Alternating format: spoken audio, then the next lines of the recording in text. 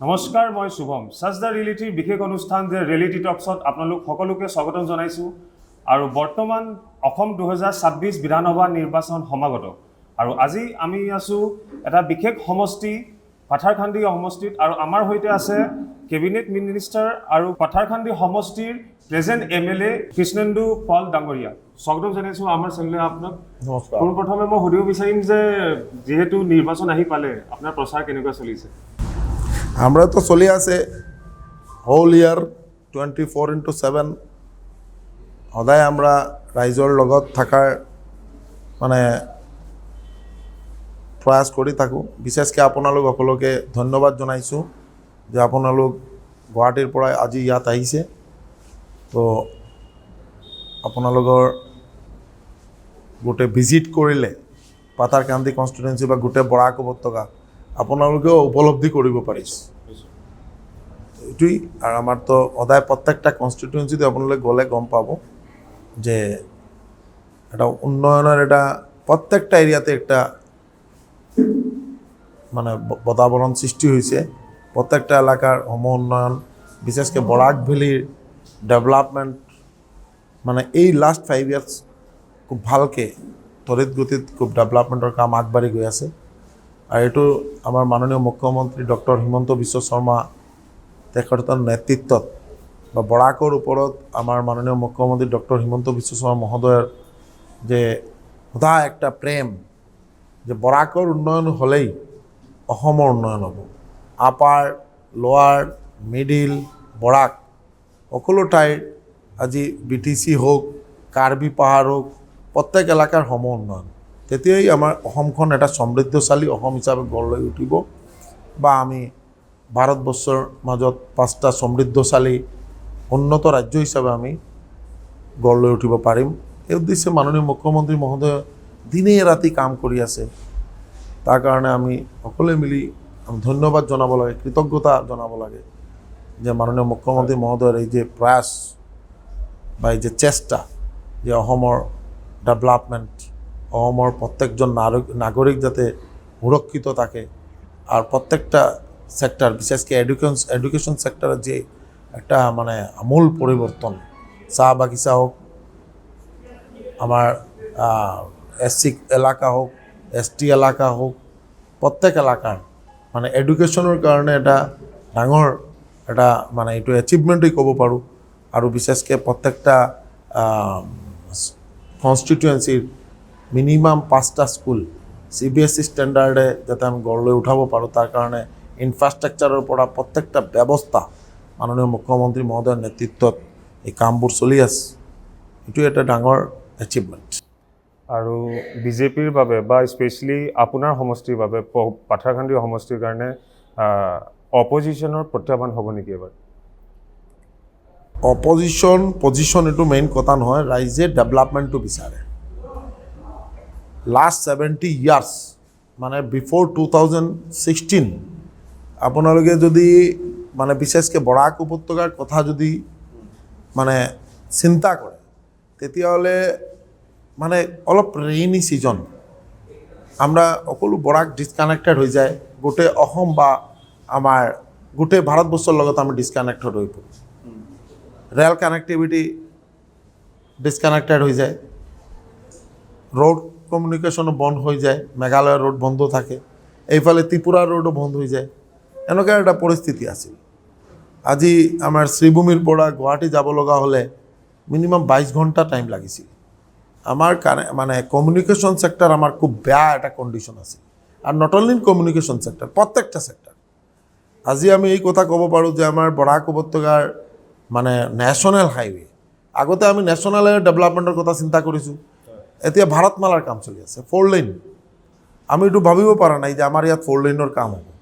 আজি আপোনালোকে আহিছে দেখিছে কেনেকুৱা কিমান ফাষ্ট 4 লেনৰ কাম চলি আছে।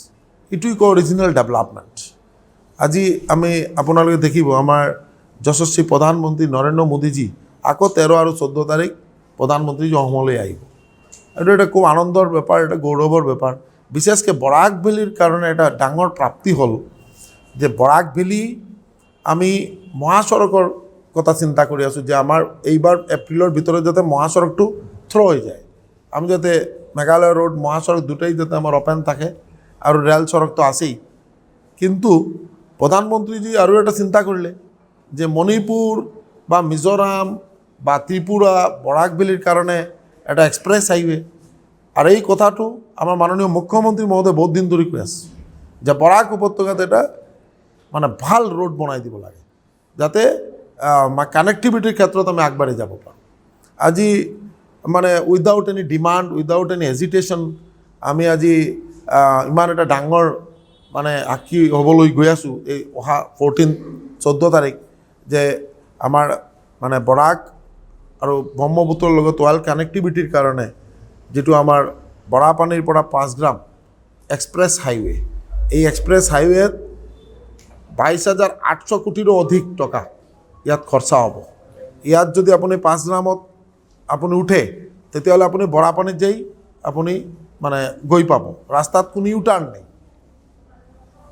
নাই আপুনি ষ্ট্ৰেইট 4 ঘণ্টাত গুৱাহাটী পাব হাৰ্ডলি 4.5 আৱাৰ্ছ আমি ফ্লাইটে ইয়াৰ পৰা যাব লগা হ'লে আমাৰ মিনিমাম 6 আৱাৰ্ছ লাগে আমি এতিয়া বাই কাৰ গ'লে 4.5 ঘণ্টা আমি গুৱাহাটী পাই যাম এই যে ইমান ডাঙৰ এচিভমেণ্ট এইটো এটা ঐতিহাসিক পদক্ষেপ বেচিকেলি বৰাক উপত্যকাৰ কাৰণে আজি আপোনাৰ আমি বৰাক উপত্যকাত কোনো এগ্ৰি সায়েন্স লৈ পঢ়াৰ কোনো ব্যৱস্থা লাষ্ট 70 ইয়াৰ্ছ কোনো চিন্তা কৰা নাই এগ্ৰিকালচাৰ কলেজ নাই ভেটেনাৰী কলেজ নাই আপোনাৰ ফিচাৰী কলেজ নাই ডায়েৰীৰ কলেজ নাই কিন্তু আমাৰ এগ্ৰিকালচাৰ সেক্টৰে আমি 95% above person based on agriculture আমি এগ্ৰিকালচাৰালি আমি নৰ্থ ইস্ট বা আমাৰ অসমৰ ডেভেলপমেণ্ট সবচেয়ে বেছি এগ্ৰিকালচাৰৰ ওপৰত বেস আমি যদি ইয়াত এগ্ৰি সায়েন্সৰ ওপৰত আমি স্টাডি নকৰোঁ তেতিয়াহ'লে আমি ডেভেলপমেণ্ট কৰিব নোৱাৰোঁ আমাৰ যশস্বী প্ৰধানমন্ত্ৰীজী যে চিন্তাধাৰা যে এগ্ৰিকালচাৰ ইনকাম ডবল এইটো কৰিব লগা হ'লে আমি অধ্যয়ন কৰিব লাগিব এইটোৰ ওপৰত আমি চিন্তা চৰ্চা কৰিব লাগিব আৰু এইটো সাইণ্টিফিক প্ৰচেছে আমি এগ্ৰিকালচাৰ কৰিব লাগিব তাৰ কাৰণে এই কথা কোনে চিন্তা কৰিলে ডক্টৰ হিমন্ত বিশ্ব শৰ্মা বৰাক উপত্যকাত প্ৰথমবাৰৰ কাৰণে এটা এগ্ৰিকালচাৰ কলেজ হৈ আছে আৰু এইটো পাথাৰকান্দি কনষ্টিটুৱেঞ্চিত হৈ আছে এইটো এটা ডাঙৰ প্ৰাপ্তি বৰাক উপত্যকাৰ কাৰণে পাথাৰকান্দিৰ ৰাইজৰ কাৰণে যে আমি ইয়াত আজি এগ্ৰিকালচাৰ সায়েন্স লৈ মানে ইয়াত আমাৰ ল'ৰা ছোৱালীয়ে পঢ়া লেখা কৰিব পাৰিব ইয়াত আমাৰ কোনোবা যদি ভাবে যে আমি এগ্ৰিকালচাৰ ওপৰত আমি ফাৰ্ম কৰিম ইয়াত আমি এগ্ৰিকালচাৰ বেসড আমি প্ৰচেছিং ইউনিট কৰিম তেওঁলোকে কৰিব পাৰিব এইটো ডাঙৰ এচিভমেণ্ট আজি আমাৰ আপোনালোকে শুনিলে খুব ভাল পাব যে বৰাক উপত্যকাত ডায়েৰীৰ ওপৰত কোনো চিন্তা কৰা নাই বৰাক উপত্যকাত আৰু আমাৰ বিশেষকৈ চাহ বাগিচা অঞ্চলত ভাল স্কুল নাই কিন্তু মাননীয় মুখ্যমন্ত্ৰী ডক্টৰ হিমন্ত বিশ্ব শৰ্মা মহোদয়ে এই কথা চিন্তা কৰিলে যে চাহ বাগিচাত স্কুল স্থাপন কৰিব লাগে তাৰ কাৰণে গোটেই অসমৰ ফাৰ্ষ্ট ফেজে 120টা মডেল হাই স্কুল স্থাপন কৰাৰ চিন্তা চৰ্চা কৰিছে আদৰ্শ বিদ্যালয় আমাৰ পাথাৰকান্দিত 5টা আদৰ্শ বিদ্যালয় হৈছে আমাৰ তাৰ মাজত 4টা অলৰেডি ৰান কৰি আছে এটাৰ অলৰেডি কনষ্ট্ৰাকশ্যনৰ কাম চলি আছে চাহ বাগিচাৰ ল'ৰা ছোৱালীয়ে যাতে ভালকৈ পঢ়িব পাৰে তেওঁলোকে যাতে ইয়াৰ পৰা পঢ়া শুনা কৰি তেওঁলোকে ডক্টৰ ইঞ্জিনিয়াৰ হ'ব পাৰে এই যে ডাঙৰ সপোনটো দেখা এইটো বাস্তৱে ৰূপায়িত কৰা এইটো এটা ডাঙৰ এচিভমেণ্ট চাহ বাগিচাৰ ৰাস্তা পকীকৰণ কৰা চাহ বাগিচাত বিশুদ্ধ পানীৰ জল পৌঁছাই দিয়া চাহ বাগিচাৰ আমাৰ শ্ৰমিক বন্ধুসকলৰ যাতে ডিবিটি ট্ৰান্সফাৰ টকাবিলাক যাতে তেওঁলোকৰ ডাইৰেক্ট বেংক একাউণ্টে যায় তেওঁলোকৰ স্বাস্থ্যৰ পৰীক্ষাৰ কাৰণে তেওঁলোকৰ মোবাইল মেডিকেল ইউনিট প্ৰত্যেকটা ক্ষেত্ৰত তেওঁলোকৰ যাতে সুস্থ সবল থাকে তাৰ কাৰণে ব্যৱস্থা আচলতে ডাঙৰ যিটো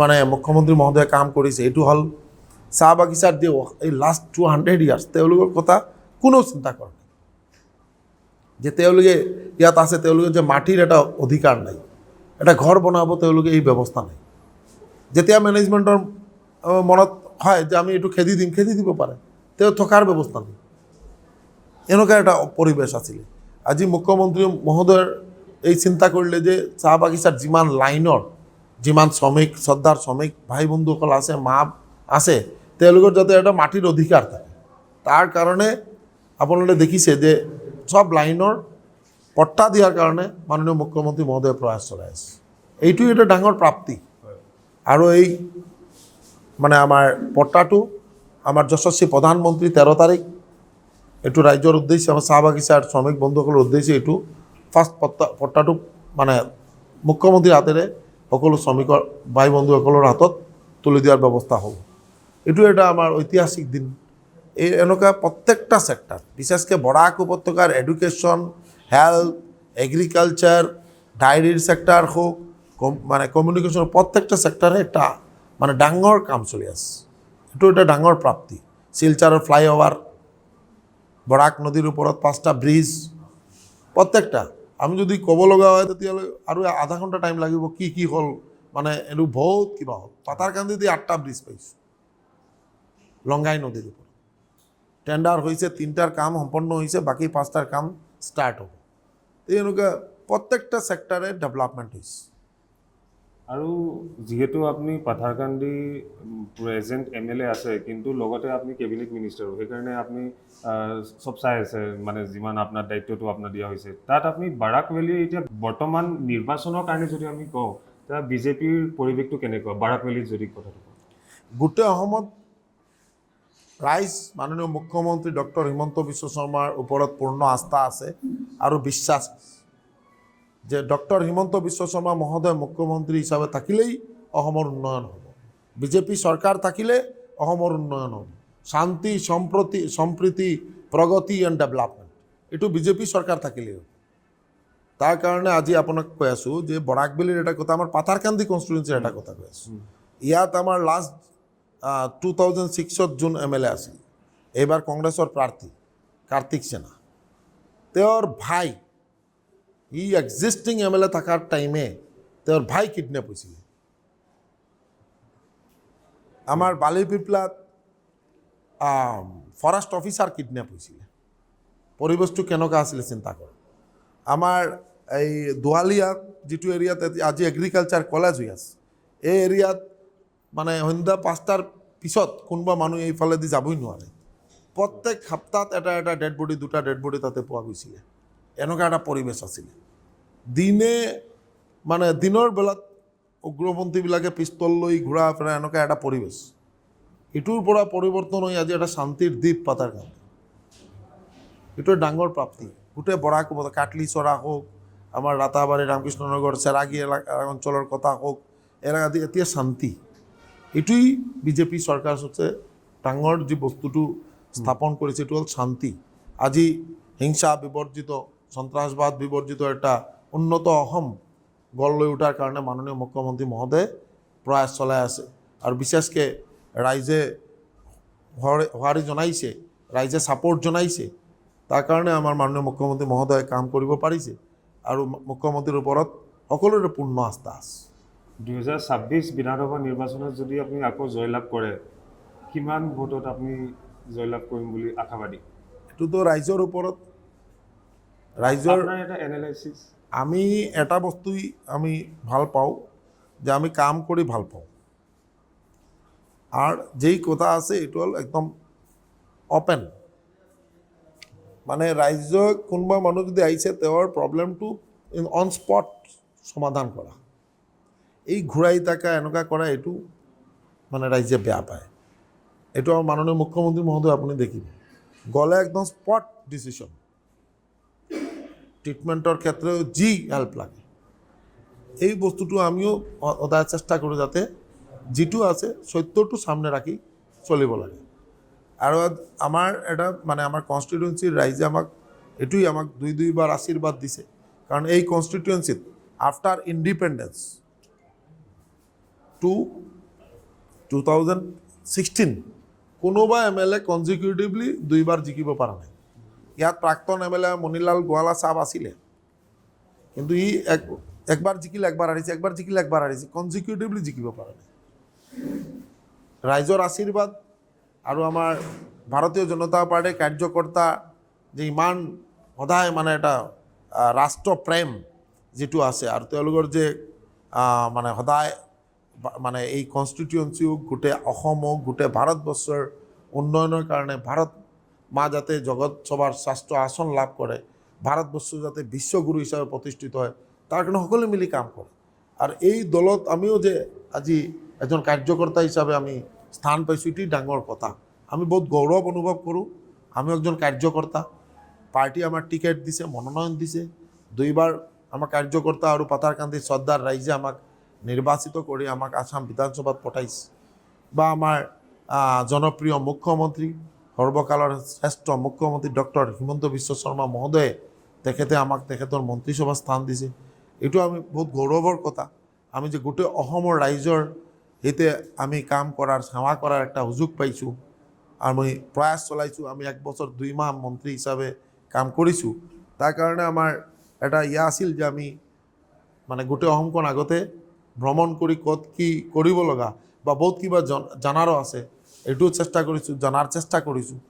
আৰু বিশেষকৈ আমাৰ মাননীয় মুখ্যমন্ত্ৰী সদায় আমাক মাৰ্গদৰ্শন দি গৈছে যে PWD PMJSY ডিপাৰ্টমেণ্টত কেনেকুৱা কাম কৰিব লাগে, কেনেকুৱা মানে আমি মানে চেংচনবিলাক আনিব লগা হয়, অসমৰ যাতে মেইন ষ্ট্ৰীমৰ লগত আমাৰ প্ৰত্যেকটা গাঁও যাতে নেশ্যনেল হাইৱেৰ লগত কানেক্টিভিটি হয়, ষ্টেট হাইৱেৰ লগত যাতে কানেক্টিভিটি হয়, তাৰ কাৰণে ৰোড মেপ তৈয়াৰ কৰা, এনিমেল হাজবেণ্ডাৰী ডিপাৰ্টমেণ্ট যাতে আমাৰ পশুধন সুস্বাস্থ্য আৰু সমৃদ্ধশালী হয়, তাৰ কাৰণে এই ডিপাৰ্টমেণ্টটো যাতে ভালকৈ কাম কৰে, ডায়েৰী ছেক্টৰত যাতে ভালকৈ কাম হয়, তাৰ কাৰণে মাননীয় মুখ্যমন্ত্ৰী মহোদয়ে যে মিল্ক প্ৰচেছিং ইউনিট যে আমাৰ এই যোৱা কেইদিনমান আগত আপুনি দেখিছে যে যোৰহাট গৈছোঁ, তাতে আমি 250 লিটাৰ, যোৰহাট 1 লাখ লিটাৰ, আমাৰ ডিব্ৰুগড় 1 লাখ লিটাৰ আৰু ধেমাজিত 50,000 লিটাৰ, 2,50,000 লিটাৰ প্ৰচেছিং ইউনিটৰ শিলান্যাস হৈছে। এইটোৱেই ডাঙৰ এটা এচিভমেণ্ট, কাৰণ আমাৰ যাতে এই মিল্ক ছেক্টৰ একটা আমি হোৱাইট ৰিভলিউশ্যন আনিব পাৰোঁ। আমি যাতে মানে প্ৰচেছ কোৱালিটি মিল্ক আমি ৰাইজক আমি পৰিৱেশন কৰিব পাৰোঁ। আৰু আমাৰ যিমান গোপালকসকল, আমাৰ কৃষক বন্ধুসকল, তেওঁলোকে যাতে মানে আত্মনিৰ্ভৰ হ'ব পাৰে, কোঅপাৰেটিভ ছ'চাইটি এষ্টাব্লিছ কৰি তেওঁলোকক এইটোত যাতে চেইন ৱাইজ মানে তেওঁলোকক ইনভলভ কৰি আমি প্ৰচেছিং ইউনিটটো যাতে ভালকৈ ৰান কৰে, আমাৰ অসমৰ ৰাইজে যাতে কোৱালিটি মিল্ক, কোৱালিটি দৈ, কোৱালিটি পনীৰ এইবিলাক খাব পাৰে। কাৰণ আপোনালোকে দেখিছে যে আমি যদি ভাল বস্তুবোৰ খালে আমাৰ ৰোগমুক্ত হ'ম। আৰু বিশেষকৈ আমাৰ যি ইম্পৰ্ট হয়, পনীৰ ইম্পৰ্ট হয়, গাখীৰ ইম্পৰ্ট হয়, আমাৰ আমুল চকলেট বা এই যে মিল্ক বাৰ সব ইম্পৰ্ট হৈ থাকে। আমাৰ মাননীয় মুখ্যমন্ত্ৰী মহোদয়ৰ আগ্ৰহ যে 2027 ভিতৰত আমাৰ অসমত যাতে 10 lakh litre milk processing unit আমি এষ্টাব্লিছ কৰিব পাৰোঁ। আৰু আমি যাতে আত্মনিৰ্ভৰ হ'ব পাৰোঁ, আমি যাতে ইম্পৰ্ট কৰিব নালাগে, আমাৰ ইয়াৰ পৰা যাতে আমি নৰ্থ ইষ্টৰ বজাৰখন আমি দখল কৰিব পাৰোঁ। এই উদ্দেশ্যে আমাৰ মাননীয় মুখ্যমন্ত্ৰী মহোদয়ে প্ৰয়াস চলাই আছে। আমৰা সকলে একজোট হৈ কাম কৰাৰ প্ৰয়াস চলাইছোঁ। আজি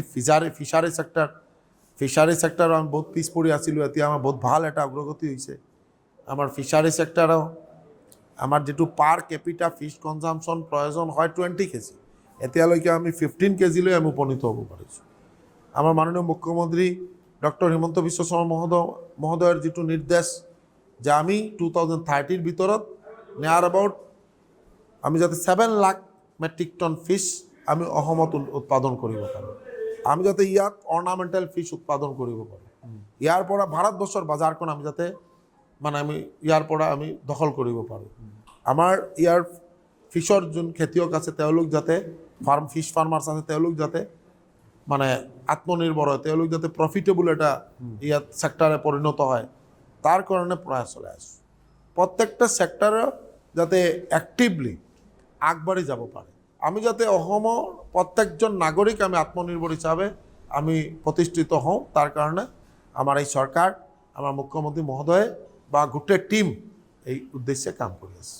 আজি শ্ব'টোৰ শেষৰ ফালে আহি আছোঁ, যিহেতু আপুনি এক্সিষ্টিং MLA, এই আপোনাৰ 2026 আপোনাৰ কাৰ্যকালটো শেষ হ'ব হৈছে। যদি আপুনি আকৌ নিৰ্বাচিত হয়, তেতিয়া আপোনাৰ কি কাম থাকি গ'ল বুলি আপুনি ভাবে যে 5 বছৰ যে আৰু কাম কৰিবলৈ আছে, বা নতুন আপোনাৰ পৰিকল্পনা কি আছে?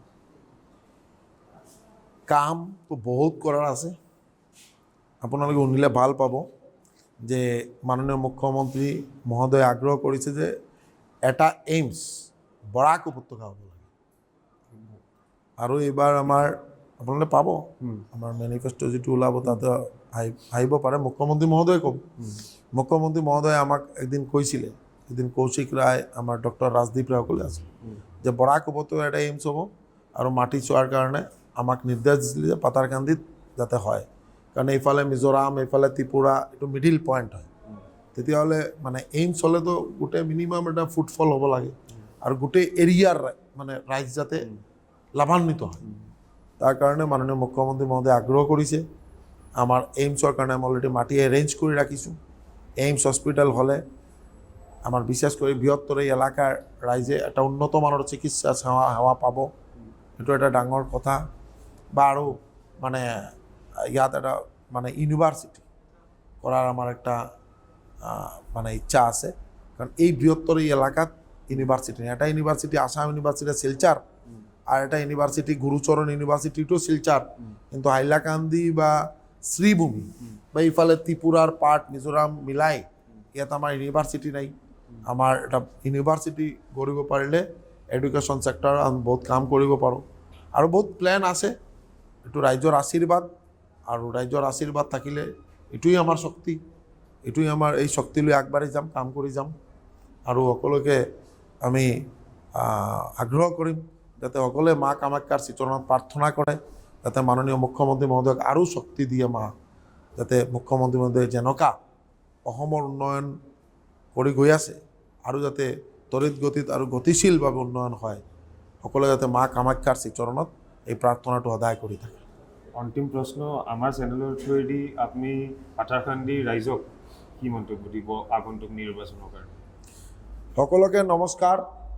আপোনালোকে আমাক দুইবাৰ এই বিধানসভাৰ পৰা নিৰ্বাচিত কৰি আসাম বিধানসভাত আপোনালোকে পঠাইছিলে। আমি প্ৰয়াস কৰি আছোঁ, আমি প্ৰয়াস কৰিছোঁ যে অসমৰ লগতে পাথাৰকান্দিত যাতে ডেভেলপমেণ্ট হয়, প্ৰত্যেকটা এলেকাৰ সমুন্নয়ন হয়। বালিপিপলা কাঁঠালতলিৰ পৰা আৰম্ভ কৰি পুতনি মেদলি বা আমাৰ এইফালে লয়াৰপোৱা বাজাৰীচৰাৰ পৰা এইফালে গোটেই ফাকুৱা কানাইনগৰ পাথাৰকান্দি প্ৰত্যেকটা এলেকাৰ সমুন্নয়ন হয়। আমি যথাসাধ্য চেষ্টা কৰিছোঁ, তাৰপিছতো কিমান কৰিব পাৰিছোঁ আপোনালোকে দেখি আছে। কিন্তু এই গতিটো যাতে আৰু গতিশীলভাৱে আগবাঢ়ি যায়, তাৰ কাৰণে আপোনালোকে আশীৰ্বাদ ৰাখিব, এই প্ৰাৰ্থনা কৰিলোঁ। আৰু আমি গুৰুজনাসকলক প্ৰণাম জনাই আমি আপোনালোকক আশীৰ্বাদ বিচাৰিছোঁ। নমস্কাৰ, ধন্যবাদ। আৰু আমাৰ চেনেলৰ ফালৰ পৰাও আগন্তুক নিৰ্বাচনৰ কাৰণে আপোনাক শুভেচ্ছা জনাইছোঁ। ধন্যবাদ।